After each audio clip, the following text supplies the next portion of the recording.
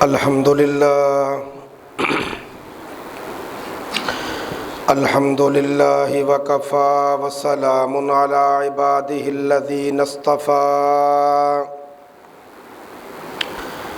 اما بعد فاعوذ باللہ من الشیطان الرجیم بسم اللہ الرحمن الرحیم یا ایہا الناس اعبدوا ربکم الذی خلقکم والذین من قبلکم لعلکم تتقون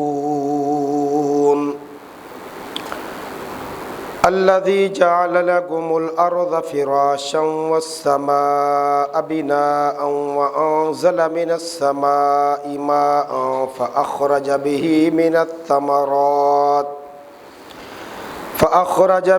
من الثمرات رزقا لكم فلا تجعلوا لله اندادا وانتم تعلمون صدق اللہ العظیم۔ درود پاک پڑھ لیں۔ اللہم صلی علی محمد وعلی آل محمد کما صلیت علی ابراہیم وعلى آل إبراهيم إنك حميد مجيد۔ اللهم بارك على محمد وعلى آل محمد كما باركت على إبراهيم وعلى آل إبراهيم إنك حميد مجيد۔ محترم بزرگوں، بھائیوں، دوستوں، سماعت کرنے والی باعفت ماؤں، بہنوں، بیٹیوں، آج کے ہفتہ وار درس قرآن مجید کے لیے ہم نے پہلے پارہ کی سورۃ البقرہ کے دوسرے رکوع کی پہلی 2 آیات بینات تلاوت کی ہیں۔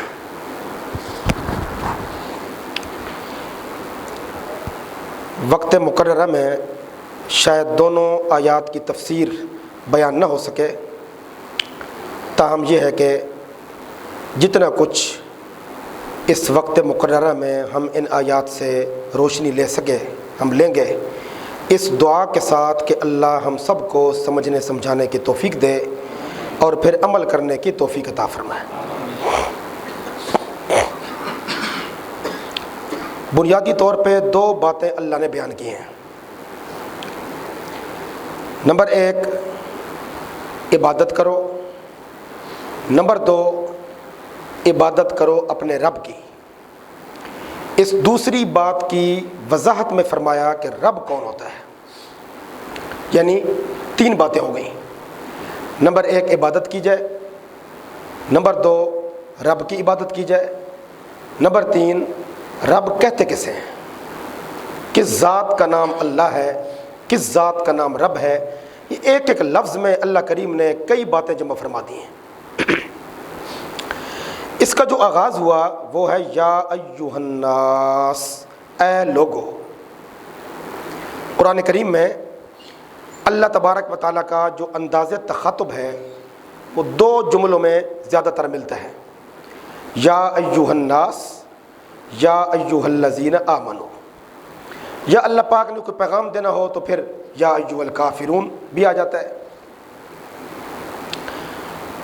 یا ایھا الناس اللہ کب کہتے ہیں اور یا ایھا الذین آمنوا اللہ کب کہتے ہیں؟ جب بات کرنی ہو سارے جہان کے لوگوں سے اس وقت اللہ جملہ استعمال فرماتے ہیں اے لوگو۔ ناس کا مطلب لوگ، یا ایھا الناس، اے لوگو۔ جب اللہ تعالیٰ ساری کائنات کے لوگوں میں سے فقط اپنوں کے ساتھ بات کرنا چاہتے ہیں تو اب فرماتے ہیں یا ایھا الذین آمنوا۔ یہ ایک سمجھنے کے پیکج ہے ایمان والوں کے لیے۔ اللہ تعالیٰ فرماتے ہیں کہ اب سارے سائڈ پہ ہو جاؤ، میں نے ان سے بات کرنی ہے جن سے مجھے محبت ہے۔ مومن وہی ہوتا ہے نا جو اللہ سے محبت کرتا ہے۔ یا ایھا الناس اور یا ایھا الذین آمنوا، یہ 2 جملے ہیں، ان 2 جملوں کا نام ہے دعوت و تبلیغ۔ دعوت دی جاتی ہے سارے کائنات کے لوگوں کو، تبلیغ کی جاتی ہے صرف اپنوں کو۔ یہ تھوڑی سی لطیف بات ہے اور اس کو سمجھنے کی ضرورت ہے۔ جب دی جاتی ہے نا دعوت، وہ دی جاتی ہے ساری کائنات کے لوگوں کو۔ دعوت کیا ہے؟ اے لوگو کلمہ پڑھ لو۔ دعوت عمومی ہوتی ہے، اے لوگو اسلام میں داخل ہو جاؤ، اے لوگو دین میں داخل ہو جاؤ، اے لوگو تم میں سے جو جو جس دھرم پر قائم ہے اس کو چھوڑ دے۔ بدھ مت نہیں، سکھ مت نہیں، ہندو مت نہیں، یہودیت نہیں، مسیحیت نہیں، نصرانیت نہیں، مجوسیت نہیں، سب کو چھوڑ دو، اسلام کے اندر داخل ہو جاؤ۔ یہ ہے دعوت۔ دوسری ہوتی ہے تبلیغ۔ تبلیغ کا مطلب ایک بندہ پہلے سے مسلمان تو ہے، مومن تو ہے، لیکن ہم اس کو عمل کی دعوت دے رہے ہیں۔ اے ایمان والو نماز پڑھو۔ اگر نماز پڑھ رہے ہو تو کیسے پڑھ رہے ہو؟ اے ایمان والو اپنی نماز کا آغاز وضو سے کرو، پاکی سے کرو۔ پاکی کیا ہے؟ وضو کیا ہے؟ غسل کیا ہے؟ اب یہ تبلیغ ہے۔ کافر کو تبلیغ نہیں کی جاتی۔ مثال کے طور پر ایک سکھ سردار ہمیں کہیں سے مل جائے تو ہم اس کو یہ تھوڑا کہیں گے کہ سردار جی آپ کو وضو کا طریقہ سکھاتے ہیں جی۔ وہ بیچارہ سیکھ بھی لے گا تو کیا ہوگا؟ اس کو تو یہ کہا جائے گا کہ آئیے اسلام میں داخل ہو جائیے۔ ہاں اسلام میں داخل ہو جائے گا اب تبلیغ ہے۔ اب آپ نماز پڑھیں گے، رمضان شریف کا مہینہ آ گیا تو روزے رکھیں گے، حج کی فرضیت ہو گئی تو حج ادا کریں گے، عمرے کا موڈ بن گیا تو عمرہ کریں گے۔ عمرہ کیسے ہوگا؟ حج کیسے ہوگا؟ روزے کیسے رکھے جائیں گے؟ نمازیں کیسی پڑھی جائیں گی؟ ان سب چیزوں کی تبلیغ ہوتی ہے۔ دو لفظ ہیں، دعوت و تبلیغ۔ ہمارے ہاں تبلیغی جماعت والے جب کسی کے گھر جاتے ہیں دین کی تبلیغ کرنے کے لیے، تبلیغی جماعت والے ہوں یا کوئی بھی ہو، کوئی عام مسلمان ہو، کوئی پڑوسی ہو، تو ہمارے ہاں ایک اعتراض اٹھتا ہے کہ بھئی آپ غیروں کو تبلیغ کیوں نہیں کرتے؟ ہم تو پہلے ہی مسلمان ہیں۔ تو بھئی تبلیغ ہوتی ہی اپنوں کو ہے، تبلیغ غیروں کو نہیں ہوتی۔ دونوں لفظ قرآن پاک میں ملتے ہیں۔ ایک مقام پہ اللہ فرماتے ہیں یا ایھا الذین آمنو آمنو، اے ایمان والو ایمان لے آؤ۔ اب یہ تبلیغ ہو رہی ہے، اے ایمان والو ایمان لے آؤ۔ کیسے؟ تم ایمان کے اندر داخل تو ہو گئے، اسلام میں تمہارا شمار تو ہے، لیکن تمہارے کام، تمہارے اعمال، تمہاری تربیت، تمہارا رزق، تمہارے معاملات، تمہارے اخلاقیات، تمہاری شادی بیاہ، تمہارے نکاح طلاق، تمہاری اٹھک بیٹھک، تمہارا آنا جانا، تمہارے رویے، وہ غیر اسلامی ہیں۔ لہٰذا اے ایمان والو ایمان میں داخل ہو جاؤ۔ تو یہ دو لفظ جو ہیں یہ ہمیں یاد رکھنے ہیں، دعوت اور تبلیغ، اور دونوں اللہ کی سنت ہے۔ اللہ جب دعوت دیتے ہیں تو فرماتے ہیں یا ایھا الناس، اے لوگو، اور اللہ جب تبلیغ کرتے ہیں تو اب فرماتے ہیں یا ایھا الذین آمنو آمنو، اے ایمان والو ایمان لے آؤ۔ تو یہ دو چیزیں ہر مومن کی زندگی کا حصہ ہیں۔ ضروری نہیں کہ کسی خاص سسٹم میں، خاص جماعت میں، خاص حصے میں ہم چلیں گے تو یہ فریضہ ادا ہوگا۔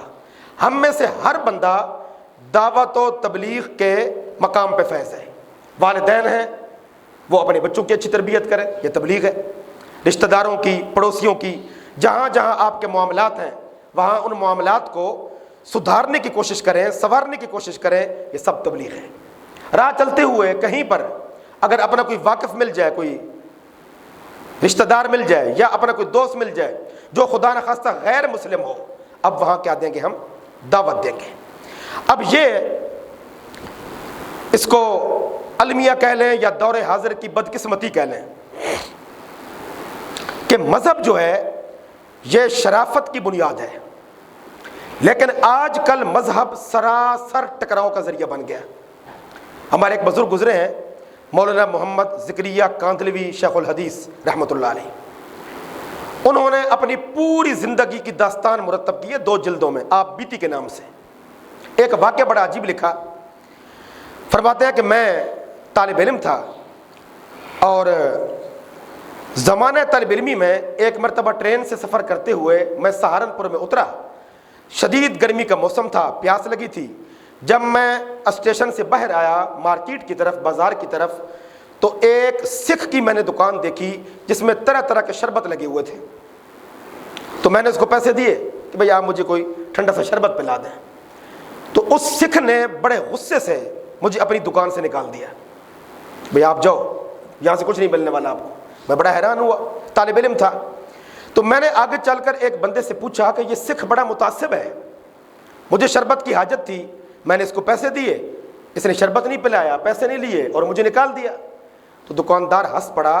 اس نے کہا وہ متعصب نہیں ہے, وہ تمہارا محسن ہے. یہ جو آپ کو شربت نظر آ رہے ہیں نا, یہ دراصل مختلف قسم کی شرابیں ہیں. اب فرماتے ہیں کہ میں دوبارہ سکھ کے پاس گیا. میں نے کہا جی ایک بات تو مجھے بتائیں, آپ کو تو پیسے چاہیے تھے نا, آپ تو بیٹھے اس لیے بیچ رہے ہیں شراب, تو آپ نے مجھ سے پیسے لے کر مجھے شراب کیوں نہیں پلائی؟ اس نے کہا تمہارا جو حلیہ ہے نا وہ دینداروں والا ہے. اب یہ بات قابل غور ہے. تمہارا جو حلیہ ہے وہ دینداروں والا ہے, اور دیندار کسی بھی مذہب کا ہو, سکھ ہو, ہندو ہو, یہودی ہو, عیسائی ہو, وہ یہ کام کرتے اچھا نہیں لگتا. اب اندازہ آپ کیجئے اور غور کیجئے کہ جوں زمانہ آگے جا رہا ہے, سکھ ہندو تو رہ گئے اپنی جگہ, اب تو ایک دوسرے کا گلا کاٹنے کے لیے خیر سے ہم خود ہی کافی ہیں, ہم خود کفیل بن چکے ہیں اس معاملے میں.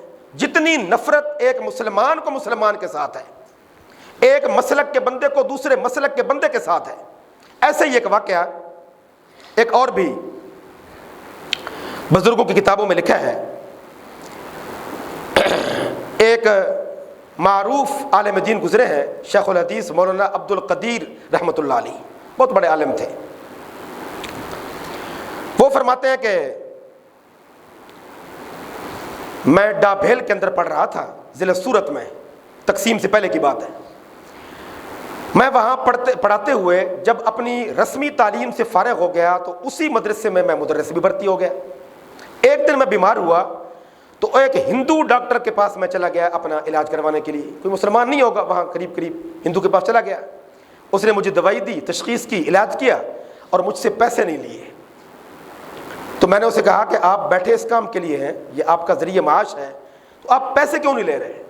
اس نے کہا کہ صرف آپ سے نہیں, میرے پاس کسی بھی مذہب کا کوئی مبلغ آتا ہے نا, میں اسے پیسے نہیں لیتا. اس لیے کہ مذہب دنیا کے اندر شرافت کی دلیل ہے. جب کوئی بندہ مذہبی ہوگا نا, یہ اس کی شرافت کی دلیل ہوگی. اب آپ اندازہ کیجئے, ایک وقت تھا کہ ہمارے مسلمانوں کے چہرے دیکھ کر لوگ مذہب کی شرافت کی بات کیا کرتے تھے, اور آج جتنی گڑبڑ ہے, جتنی خرابی ہے, معاملات کی خرابی ہے, لین دین کی خرابی ہے, رشتوں ناتوں کی خرابی ہے, دوستی یاری کی خرابی ہے, آپس میں کاروباری خرابیاں ہیں, ساری کی ساری خرابیاں یہ ہمارے اندر پائی جا رہی ہیں. مذہب کی روح ہمارے اندر سے دن بدن نکل رہی ہے, شرافت نکل رہی ہے. حضرت مولانا محمد قاسم نانوتوی رحمۃ اللہ علیہ ہمارے بزرگوں میں ایک بہت بڑا نام گزرا ہے.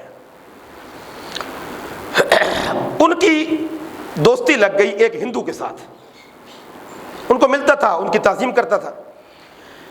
ایک دن وہ ہندو بیمار ہو گیا تو مولانا محمد قاسم نانوتوی رحمۃ اللہ علیہ نے اپنے رفقا سے کہا کہ وہ لالا جی ہمیں ملنے آیا کرتے ہیں, وہ بڑے دنوں سے آ نہیں رہے. تو کہا جی وہ تو بڑے بیمار ہیں. فرمایا تیمارداری کرنی چاہیے. تیمارداری کے لیے صرف مسلمان کی تیمارداری کا حکم تو نہیں ہے نا, پڑوسی ہے, کوئی جاننے والا ہے, کوئی جان پہچان والا ہے, اس کی تیمارداری بھی کرنی چاہیے. اب یہ چلے گئے اپنے رفقا کو لے کر. معمر تھا, تاجر تھا, وہ ہندو. مولانا محمد قاسم نانوتوی رحمۃ اللہ علیہ نے اس سے ایک سوال کیا کہ آپ نے بڑی صحت کی زندگی گزاری ہے, اس صحت کا راز کیا ہے؟ آپ اپنے کھانے پینے میں, اپنی غذا میں, سونے جاگنے میں کون سی آپ کی ترتیب ہے کہ آپ نے بڑی صحت کی زندگی گزاری ہے؟ ہندو نے کہا میں نے پوری زندگی اپنے نفس کی مخالفت کی ہے. یہ ایک صحت کی راز بتا رہا ہے, صحت کا راز بتا رہا ہے. میں نے ہمیشہ اپنے من کی مخالفت کی ہے.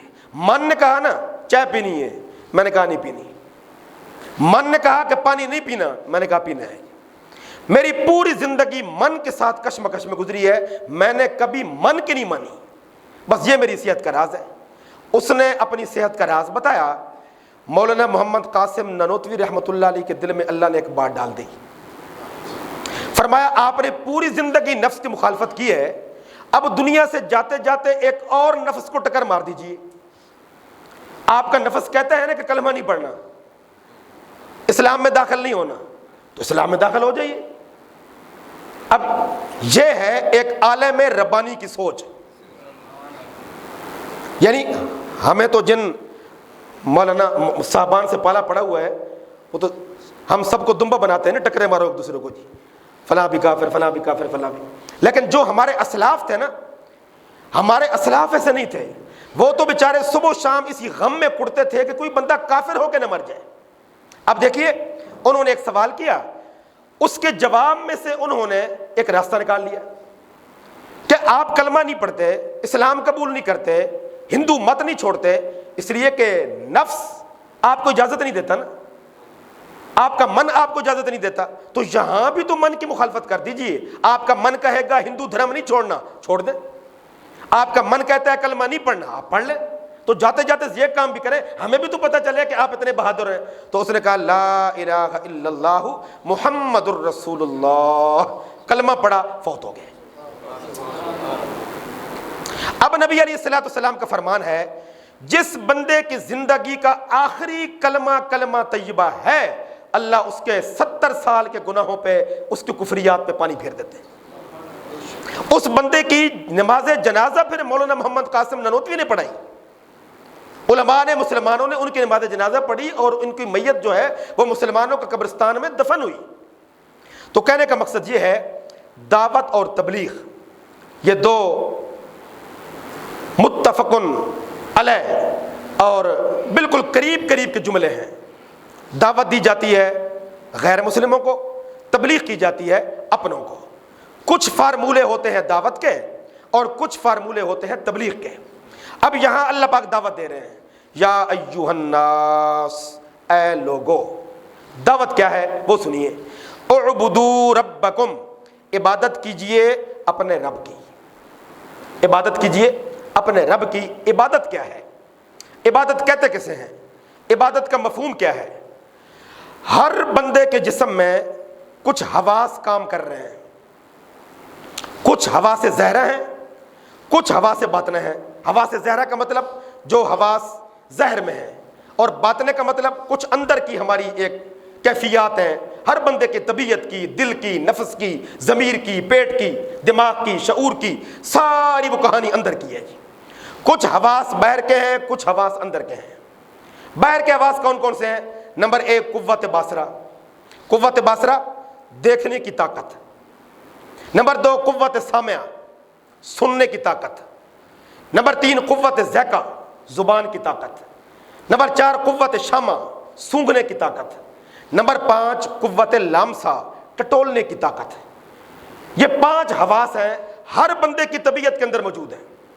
ان میں سے ایک ایک حواس پہ آپ غور کرتے جائیں تو جو غور کرتے جائیں گے اتنی زیادہ عبادت کے پرت آپ کے سامنے کھلتے جائیں گے. اے ایمان والو, اے لوگو, اللہ کی عبادت کرو. قوت باصرہ, دیکھنے کی طاقت. اندازہ کیجئے اللہ تبارک و تعالیٰ یہ قوت اگر بندے سے چھین لے, یہ ایک نعمت اگر چھن جائے, چھیننا تو بڑی دور کی بات, اگر وقتی طور پر ہم کچھ کم نظری کا شکار ہو جائیں, آنکھوں کی تکلیف کا شکار ہو جائیں, 2-4 دنوں میں علاج معالجے کے دوران ہم پہ کیا بیتتی ہے جی. بالکل ایسی ہی قوت سامعہ ہے. اگر اللہ تبارک و تعالیٰ سماعت کی قوت چھین لے, ایسے لگتا ہے جیسے ساری دنیا ہمارے لیے مر گئی. ایک قوت گویائی ہے, بولنے کی طاقت. اللہ نہ کرے اللہ یہ بندے سے چھین لے. تو یہ کچھ قوتیں ہیں جو اللہ پاک نے ظاہراً انسان کے اندر رکھی ہیں. اس نے دیکھنا ہے, اس نے سننا ہے, اس نے بولنا ہے, اس نے ٹٹولنا ہے. ذائقے کو آپ دیکھ لیجیے, زبان کے اوپر اللہ کریم نے ایسا لعاب لگا دیا ہے جو کڑوے کو کڑوا محسوس کرتا ہے, میٹھے کو میٹھا محسوس کرتا ہے, پھیکے کو پھیکا محسوس کرتا ہے, نمکین کو نمکین محسوس کرتا ہے.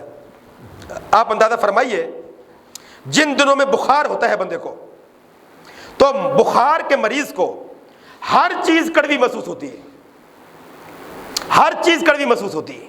سارے ذائقے کا جو لعاب کا اثر ہوتا ہے نا, وہ اللہ اسے چھین لیتے ہیں, سلب کر لیتے ہیں. اندر کی کیفیت ایسی ہوگی، اس کا معدہ جو ہے وہ متاثر ہے، اس کا نظام جگر متاثر ہے، اس کا نظام خون متاثر ہے، اللہ نے اس کی زبان پر جو لعاب کا لیپ کیا ہوا ہے نا یہ متاثر ہے۔ آپ اس کو میٹھی سے میٹھی چیز کھلا رہے ہیں، وہ بھی اس کو کڑوی لگ رہی ہے۔ قوت ذائقہ اللہ کی نعمتوں میں کتنی بڑی نعمت ہے، خود اندازہ کیجئے۔ بندہ 6 فٹ کا ہو، لہیم و شہیم ہو، چوڑی چھاتی والا ہو، کھاتا پیتا ہو، لیکن بس وہ پیٹ بھرتا جا رہا ہے، اس کو پتہ ہی نہیں کہ چیز کا ذائقہ کیا ہے، تو وہ بیچارہ کتنے دن کھائے گا؟ یہ اللہ کی نعمتیں ہیں۔ اسی طریقے کے ساتھ کچھ طاقتیں ایسی ہیں جو ہمارے اندر کام کر رہی ہیں۔ مثال کے طور پر قوت نامہ، سونے کی طاقت۔ بندہ بے خوابی کا شکار ہو جائے، نیند نہ آئے، انسان کے اوپر کیا بیتتی ہے؟ جو بیچارے مریض ہوتے ہیں، شب خوابی یا نیم خوابی کے مریض ہوتے ہیں، ان سے پوچھئے، وہ دواؤں پر دواؤں پھینکتے ہیں لیکن انہیں میٹھی نیند نصیب نہیں ہوتی۔ قوت نامہ ہمارے اندر ایک کام کر رہی ہے۔ ایسی ہی غصے کی ایک جذبات ہیں، شہوت کے جذبات ہیں، محبت کے جذبات ہیں، نفرت کے جذبات ہیں، پھر ہمارے اندر کے مادہ تولید ہے، نسل انسانی کی بقا کا سبب، پھر ہمارے اندر پسینہ ہے، پھر ہمارے اندر خون ہے، پھر ہمارے اندر پیپ ہے، پھر ہمارے اندر جو ہے وہ جو اضافی خوراک کھانے کے بعد اللہ تبارک و تعالیٰ اخراج کرواتے ہیں، وہ ساری چیزیں ہمارے اندر کام کر رہی ہیں۔ ایک ایک چیز پہ اب آپ غور کرتے جائیں۔ اب اس لفظ کو زیر بحث لے کے ہیں، اعبدو ربکم، اے لوگو اللہ کی عبادت کرو۔ کیا مطلب؟ اللہ نے دنیا میں جتنے حواس تمہیں دیے ہیں نا، یہ تمہارے پاس اللہ کی امانت ہے، ان حواس کو ایسے ہی استعمال کرو جیسے اللہ چاہتے ہیں، تو سمجھ لو کہ تم عابد بن گئے۔ اب جب آپ اس پر غور کریں گے نا تو اس نتیجے پر پہنچیں گے کہ صرف نماز کا پڑھنا عبادت نہیں۔ ہمارا ایک مفہوم ہے نا کہ بھائی عبادت کرتے ہیں جی، فلاں صاحب جی نماز پڑھتے ہیں جی، اس میں کوئی شک نہیں، نماز عملی عبادات میں سے سب سے بڑی عبادت ہے، فرض ہے۔ اور یہ بھی حقیقت ہے، جو بندہ فرض نماز کا عادی ہو جائے، اللہ کریم اس کو عبادت کا ذائقہ چکھا دیتے ہیں، اور اس کو پتہ چل جاتا ہے کہ اب نماز اس کی رہنمائی کر دیتی ہے، اور اس کو پتہ چل جاتا ہے کہ میں نے اپنے جسم کے سارے جذبات، خواہ وہ ہوا سے زہرہ ہوں، خواہ وہ ہوا سے باطنہ ہوں، ان کو اللہ کے سپرد کرنا ہے۔ نماز نام کس چیز کا ہے؟ سپردگی کا۔ بلکہ نماز عربی کا لفظ تو نہیں ہے نا جی، عربی کے اندر تو کہتے ہیں صلاۃ، یہ نماز لفظ ہے فارسی کا، پرانے وقتوں سے چلا آ رہا ہے، اردو کے اندر بھی یہ رائج ہو گیا۔ اب یہ ہر مسلک، ہر مکتب، ہر فرقہ اس کو نماز ہی کہتا ہے۔ ہمارے متحدہ بر صغیر میں، پاکستان میں، انڈیا میں اس کو نماز ہی کہا جائے گا۔ نماز کا لفظی مطلب کیا ہے؟ ایسی عبادت جو بندے کو نمناک کر دے، جو بندے کو اللہ کے قریب کر دے۔ یعنی نماز ایک ایسی عبادت ہے کہ بندہ نمناک ہو جاتا ہے، رکوع میں، سجدے میں، قیام میں، سلام میں، تشہد میں، دعا میں، جوں وہ نماز کے اعمال کو آگے بڑھاتا ہے، اللہ اس کو نمناک کر دیتے ہیں۔ وہ نمناکی ایسی ہوتی ہے جو روٹھے مومن کو اپنے رب سے ملا دیتی، تو اس کا نام پڑ گیا نماز۔ تو نماز اس چیز کی ایک پریکٹس تو ہے، لیکن یہ صرف عبادت نہیں۔ عبادت کیا ہے؟ اللہ نے جتنے حواس ہمارے اندر رکھے، ہمارا معدہ کام کر رہا ہے، ہم خوراک کھاتے ہیں، معدہ کام کر رہا ہے، دیکھا جائے گا اس معدے کی گردش کو اگر اللہ تبارک و تعالیٰ روک لیں، ہم کتنی وقت زندہ رہ سکیں گے؟ اب یہ جو خوراک جا رہی ہے معدے کے اندر، اور وہ اپنا معدہ اپنا کام کر رہا ہے، جگر اپنا کام کر رہا ہے، اس کی شکر گزاری کا تقاضا کیا ہے؟ اس کی شکر گزاری کا تقاضا یہ ہے میرے پیٹ میں جو بھی رزق جائے وہ مشکوک نہ ہو، وہ رزق حرام نہ ہو، وہ حلال کا رزق ہو۔ اب یہ عبادت شروع ہو گئی۔ اللہ نے قوت باصرہ عطا کی ہے، دیکھنے کی طاقت، بد نگاہی نہیں کرنی۔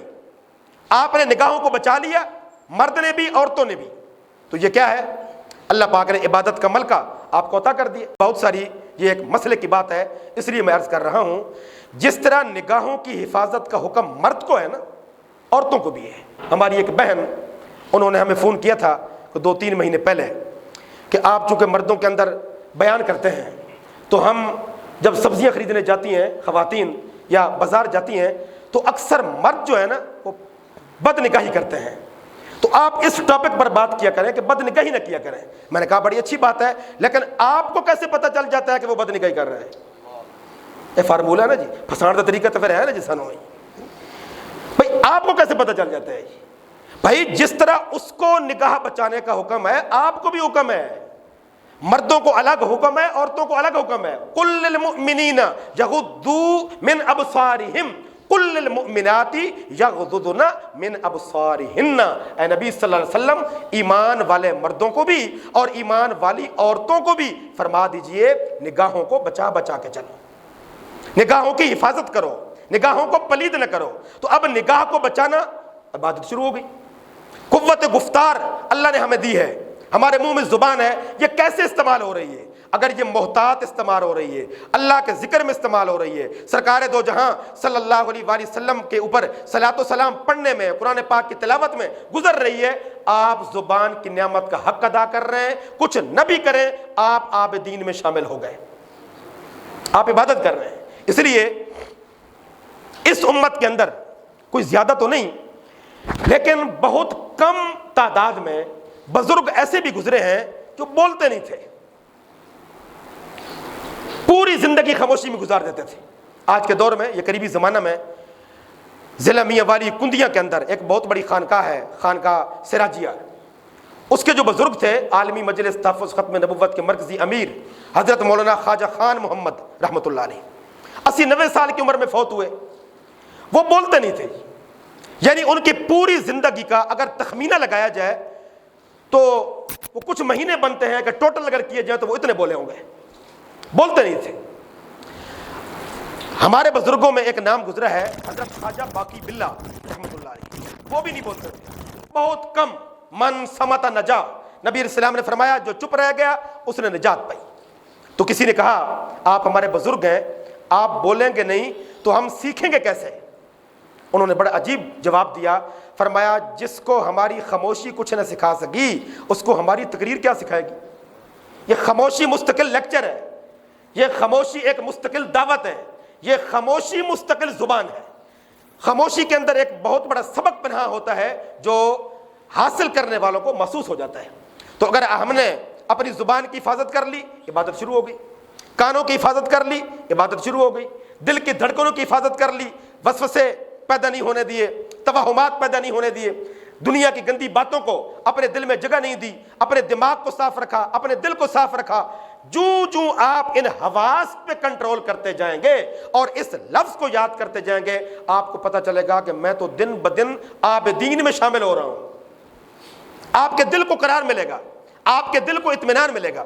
یا ایھا الناس, اے لوگو, اعبدوا ربکم. ایک بزرگ گزرے تھے, ان کو کسی نے آ کر خبر دی کہ آپ کی بیوی فوت ہو گئی ہے جی.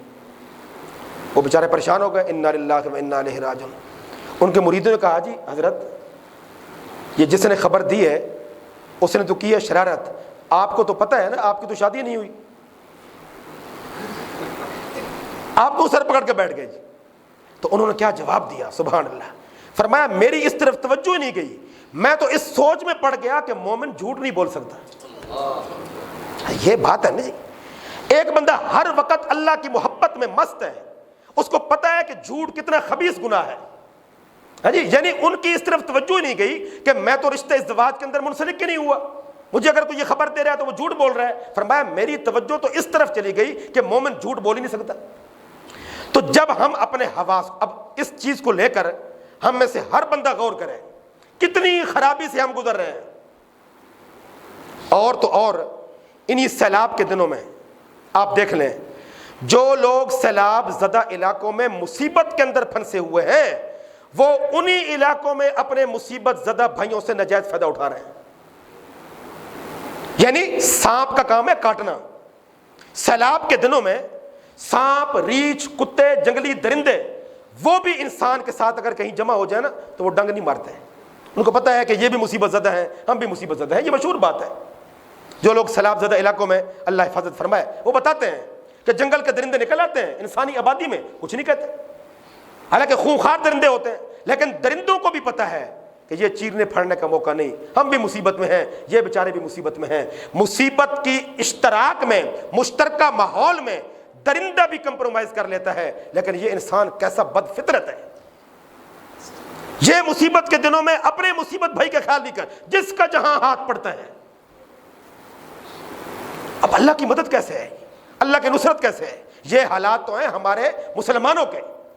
اللہ ہم سب کی حفاظت فرمائے. اے لوگو اعبدوا ربکم, عبادت کرو اپنے رب کی. اب یہ دو چیزیں ہو گئی نا جی, دعوت کسے کہتے ہیں, تبلیغ کسے کہتے ہیں, عبادت کا مفہوم کیا ہے؟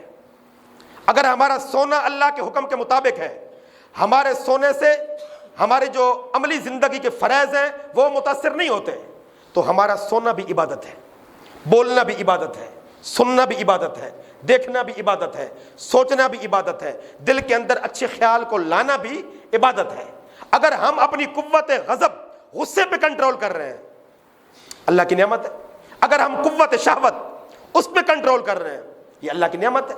تو ہر چیز کو جب ہم اللہ کے حکم کے مطابق کھپائیں گے تو اب صرف نماز پڑھنا عبادت نہیں, اب آپ کا سونا بھی عبادت, آپ کا بولنا بھی عبادت, آپ کا دیکھنا بھی عبادت, آپ کا سوچنا بھی عبادت, گھر کے اندر آپ آ گئے آپ کا صبر بھی عبادت, آپ کا اپنی طبیعت پہ کنٹرول کرنا بھی عبادت. جب پوری زندگی اور پورے حواس عبادت کے سانچے میں ڈھل جائیں, اب اللہ فرماتے ہیں کہ دیکھو تمہیں اپنے روئیں سے میری خدائی نظر آئے گی. یہ وہ مقام ہے جہاں بندہ اپنے آپ کو ولایت کے رتبے پر پاتا ہے. اس لیے ہم جو کہتے ہیں نا کہ ہم نے تو آج تک نماز نہیں چھوڑی, اللہ جانے ہماری دعا قبول کیوں نہیں ہوتی, اس کی وجہ یہ ہے کہ ہم نے عبادت سمجھ لیا ہے صرف نماز کو. نماز پڑھی, باہر آ کے پھر وہی جھوٹ کا موقع مل گیا وہ بول لیا, گالی کا موقع آ گیا تو وہ نہ ٹالا. یہ ساری چیزیں وہ ہوتی ہیں جو عبادت کی روح کو نکال دیتی ہیں. تو اب یہ 2-3 باتیں آ گئیں. اے لوگو, الناس کا لفظ کہاں استعمال ہوتا ہے, دعوت کیا ہے, تبلیغ کیا ہے, عبادت کیا ہے. اب سوال پیدا ہوتا ہے جس کی عبادت کی جائے اس کا نام کیا ہے؟ اللہ نے اپنا نام استعمال فرمایا رب. پتہ چلا رب کے علاوہ جو ہوگا اس کی عبادت نہیں کی جائے گی. عبادت صرف اس کی جائے گی جس کو رب کہا جاتا ہے. رب نہ نبی کو کہا جاتا ہے, نہ صحابہ کو, نہ اولیاء اللہ کو, ہے جی. رب ایک ہی ہے جس کو اللہ کہتے ہیں, عالمین کا رب, عالمین کو پالنے والا. جب بھی عبادت کرو اللہ کی کرو. اس لیے شرک حرام ہے. اللہ کی ذات میں, اللہ کی صفات میں کسی فرشتے کو, کسی نبی کو, کسی صحابی کو, کسی بت کو, کسی گھوڑے کو, کسی درخت کو یہ کہہ کر شامل کرنا کہ جس طرح اللہ مشکل کشا ہے یہ بھی مشکل کشا ہے, جس طرح اللہ بیٹے بیٹیاں دے سکتے ہیں یہ بھی دے سکتے ہیں, تو یہ کیا ہے؟ یہ شرک ہے, یہ جرم عظیم ہے. اس لیے اللہ فرماتے ہیں اے ایمان والو, عبادت کرو اس کی جو تمہارا رب ہے. رب کا مفہوم پہلے بھی 1-2 درسوں میں گزرا ہے, جو بغیر کسی طمع کے, بغیر کسی امید کے, بغیر کسی لالچ یا خوف کے اپنی مخلوق کی کفالت کرتا ہے, پرورش کرتا ہے, اس کو رب کہتے ہیں. اب رب کے مفہوم میں اللہ نے 2-3 باتیں ارشاد فرمائی ہیں, اور ایک جملہ بڑا قابل غور ہے. رب کون ہے؟ الذی خلقکم, جس نے تمہیں پیدا کیا. والذین من قبلکم, تمہیں ہی نہیں تم سے پہلے جتنے بھی گزر گئے ان کا پیدا کرنے والا بھی رب ہے, ان کا پیدا کرنے والا بھی اللہ ہے. نتیجہ خود بخود نکل آیا, عبادت اسی کی جائے گی جو پیدا کرتا ہے. فرشتہ خود پیدا ہونے والا ہے, نبی خود پیدا ہونے والے ہیں, صحابہ کرام اولیاء اللہ خود پیدا ہونے والے ہیں, بادشاہ و گدا خود پیدا ہونے والے ہیں. ایک ذات ہے جو پیدا ہونے والی نہیں, پیدا کرنے والی ہے. وہ کس کی ذات ہے؟ اللہ کی ذات ہے. جب یہ سارے مانتے ہیں, اب یہ دعوت ہے. کسی ہندو سے پوچھ لیجئے بھائی پیدا کس نے کیا, وہ کہے گا بھگوان. سکھ سے پوچھ لیجئے کس نے پیدا کیا, ہندو سے پوچھ لیجئے, سکھ سے, یہودی سے, مسیحی سے, سب کا جواب ایک ہی ہوگا کہ پیدا کرنے والا اللہ ہے. جب یہ بات وہ مان لے, اب دعوت دیجئے کہ جب پیدا کرنے والا اللہ ہے تو بتوں کی پوجا کیوں, یہ اہرمن اور یزدان کی پوجا کیوں, یہ جو بھگوان نام کے بت تراشے ہوئے ہیں ان کی پوجا کیوں؟ ایک ہی اللہ ہے, ایک ہی رب ہے, جس کی ربوبیت میں, جس کی الوہیت میں, جس کی خدائی میں, جس کی شان ربوبیت میں کوئی شریک نہیں. اسی کی عبادت کی جائے گی. جب عبادت کی جائے گی اس وقت عبادت کرنے والے کو پتہ چلے گا میں جس کی پوجا کر رہا ہوں, میں جس کی پرستش کر رہا ہوں وہ کتنا عظیم ہے. وہ تو ہے ہی, اس کی عبادت کر کے میں اپنے آپ کو کتنا عظیم محسوس کر رہا ہوں. یہ عبادت کا لطف ہے جی. اب آگے اللہ پاک نے ایک جملہ ارشاد فرمایا, میرا خیال ہے کہ ہم اسی پر بات ختم کر دیں گے. لعلکم تتقون، شاید کہ تم متقی بن جاؤ۔ اگر تم ان ساری باتوں کو سمجھ لو گے، دعوت کیا ہوتی ہے، تبلیغ کیا ہوتی ہے، عبادت کیا ہوتی ہے، عبادت کا مفہوم کیا ہے، عبادت کس کی جاتی ہے، جس کی جاتی ہے اس کا تعارف کیا ہے، الذی خلقکم، جس نے تمہیں پیدا کیا۔ سبحان اللہ، ہر بندہ اپنی خلقت پہ غور کرے، اپنی تخلیق پہ غور کرے، کون اللہ ہے۔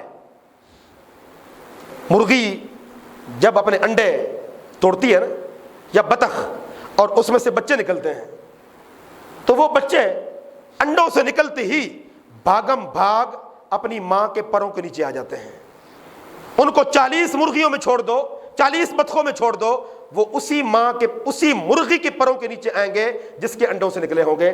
یہ کس نے رہنمائی کی ہے کہ تمہاری ماں یہ ہے؟ یہ ہے تخلیق۔ چھوٹا بچہ رو رہا ہے، خالہ اٹھاتی ہے، پھوپھی اٹھاتی ہے، بہن اٹھاتی ہے، باپ اٹھاتا ہے، دادا اٹھاتا ہے، وہ نہیں چپ کرتا۔ ماں سینے سے لگاتی ہے، وہ چپ کر جاتا ہے۔ بچے کو کس نے بتایا کہ یہ تیری مامتا ہے؟ بچے کو کس نے بتایا کہ یہ تیری ماں ہے؟ یہ فطرت کی وہ رہنمائی ہے جو اللہ تبارک و تعالیٰ پیدا کرنے کے بعد دن بدن اس میں اندر اضافہ کر رہے ہیں، اور جوں اس کی عمر بڑی ہو رہی ہے یہ فطرت کی تربیت میں پرورش پا رہا ہے۔ اللہ فرماتے ہیں اسی پر غور کر لو، تم کہاں تھے، کہاں پہنچ گئے۔ بس جس کی یہ شان ہے، اگر تم نے اس کو پہچان لیا تو پھر سچی بات ہے کہ تمہاری عبادت کا حقدار وہی ہے۔ اس کو پہچانو۔ اگر تم اللہ کی عبادت کرو گے جس نے تمہیں پیدا کیا، تمہیں ہی نہیں تم سے پہلے، یہ جملہ بڑا بامعنی ہے، یعنی جوں لوگ اس کو پڑھتے جائیں گے، والذی خلقکم والذین من قبلکم، اللہ وہ ہے جس نے تمہیں پیدا کیا، تم سے پہلوں کو پیدا کیا۔ جوں زمانہ آگے چلتا جائے گا، پچھلوں میں شمار ہوتے جائیں گے۔ جو موجود ہوں گے وہ اس لفظ پہ غور کرتے جائیں گے، مجھے بھی اللہ نے پیدا کیا، پچھلوں کو بھی اللہ نے پیدا کیا۔ لعلکم تتقون، جب تم اللہ کی عبادت کرو گے، اللہ کو اللہ سمجھ کے بغیر کسی ملاوٹ کے عبادت کرو گے، شرک اور بدعت کا ارتکاب نہیں کرو گے، تو سب سے پہلا انعام اللہ کی طرف سے تمہیں کیا ملے گا، بس وہ سن لیجیے۔ جب بندہ اللہ کی عبادت کرتا ہے نا، اپنے تمام حواس کو اللہ کے سپرد کر دیتا ہے، تو اللہ تبارک و تعالیٰ اس کی طبیعت کے اندر ایک کرنٹ رکھ دیتے ہیں، ایک موتی رکھ دیتے ہیں۔ اس موتی کا نام کیا ہے؟ تقویٰ۔ جب وہ تقوی والا موتی بندے کے دل کے اندر آ جائے، اللہ تبارک و تعالیٰ اس کو بڑے بڑے گناہوں سے بچا لیتے ہیں اور بڑی بڑی نیکیوں کی توفیق عطا کر دیتے ہیں۔ فرمایا جب تم عبادت کرو گے اللہ کو بڑا سمجھ کر، اللہ کو یکتا سمجھ کر، اللہ کو تنہا سمجھ کر، جنت تو اللہ نے تمہیں دینی ہی دینی ہے۔ دنیا کے اندر رزق، اولاد، ٹھنڈی ہوا، آکسیجن، صحت، یہ ساری چیزیں تو تمہیں ملنی ہے۔ اصل تو یہ ہے کہ اللہ تمہاری طبیعت میں ایک تقوی کا موتی رکھ دے گا، تم جہاں بھی جاؤ گے تم بہکو گے نہیں، تم پٹڑی سے اترو گے نہیں، جہاں بھی جاؤ گے اللہ کا درد، اللہ کی بڑائی کا احساس تمہاری طبیعت کے اندر موجود ہوگا۔ جب یہ موجود ہوگا، بھائی دیکھیے بہت سے لوگ ایسے ہوتے ہیں جو متبرک مقامات پہ گناہ کرتے ہیں، اللہ حفاظت فرمائے، متبرک مقامات پہ، تعلیمی درسگاہوں میں، تعلیمی مقامات پہ، گھروں کے اندر، یہ بھی متبرک مقام ہے۔ گھر متبرک مقام ہے جہاں اللہ پاک انسان کو سکون کی نیند دیتا ہے، بیوی بچوں کے اندر بیٹھتا ہے۔ متبرک جگہوں کے اندر وہ گناہ کرتے ہیں۔ کچھ لوگ ایسے ہوتے ہیں آپ ان کو گناہ والی جگہ پر بھی چھوڑ دیں تو ان کی نگاہ تک نہیں بہکتی، ایسے لوگ بھی ہیں۔ صبح سے لے کر شام تک مارکیٹ میں بیٹھے ہیں، ہر قسم کے لوگ، خواتین، مستورات آ جا رہی ہیں، کسی ایسے ماحول میں ہیں جہاں گناہ کی کثرت ہے، وہ بیٹھے وہاں ہیں، اپنے لیے روزی تلاش کر رہے ہیں، نہ ان کی نظر بہکتی ہے، نہ ان کی زبان بہکتی ہے، نہ وہ گناہوں کے اندر مبتلا ہوتے ہیں۔ جو متبرک مقام پہ بیٹھے ہیں وہ گناہ کے اندر مبتلا ہو جاتے ہیں۔ وجہ کیا ہے؟ وجہ یہ ہے کہ یہ بیٹھا تو متبرک مقام میں ہے لیکن اس نے پہچانا ہی نہیں کہ اللہ کیا ہے، اور وہ بیٹھا تو غلط جگہ پہ ہے لیکن اس نے پہچان رکھا ہے کہ میں جہاں بیٹھا ہوں خدا یہاں بھی ہے، وہ مجھے دیکھ رہا ہے۔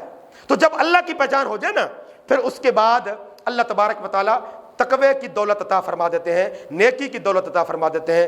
2 آیات ہم نے تلاوت کی تھیں، اب دوسری آیت کی اگر تفسیر کرتے ہیں تو پھر وہ کام لمبا ہو جائے گا، بس اسی پر اکتفا کرتے ہیں۔ یا ایھا الناس، اے لوگو، اعبدوا ربکم، عبادت کرو اپنے رب کی، الذی خلقکم، جس نے تمہیں پیدا کیا، والذین من قبلکم، اور تم سے پہلوں کو پیدا کیا، لعلکم تتقون، تاکہ تم متقی بن جاؤ۔ ہمارے بزرگوں میں ایک بڑا نام گزرا ہے، امیر شریعت مولانا سید عطا اللہ شاہ صاحب بخاری رحمۃ اللہ علیہ کلندرانہ باتیں کرتے تھے۔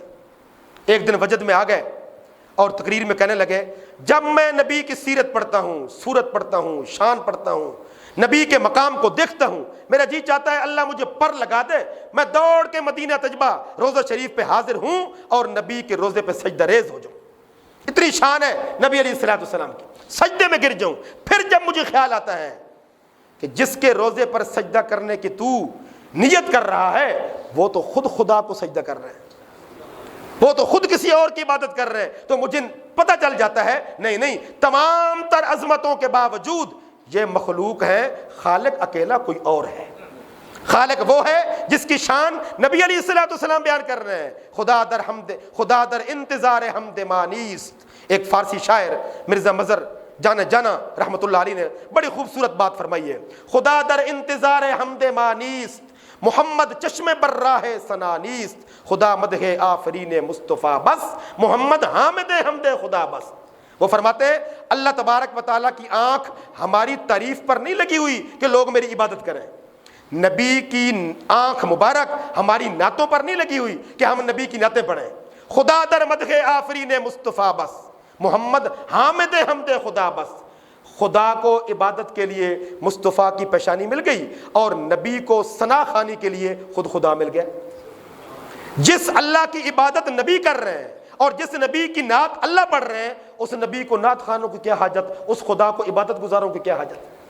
اس لیے اللہ تعالیٰ دنیا کی زندگی میں اگر کسی کو نبی کا قرب عطا کر دیں، نبی کی اطاعت سے سرشار کر دیں اور اپنی عبادت کا جذبہ پیدا کر دیں، اس سے بڑی نعمت دنیا میں اور کوئی نہیں ہے۔ اللہ ہمیں عبادت کا جذبہ عطا کر دے، ہماری قوت باصرہ، قوت سامعہ، قوت گویائی اور قوت لمسہ اور ہمارے اندر کے جذبات سارے کے سارے خدا کے سپرد ہو جائیں۔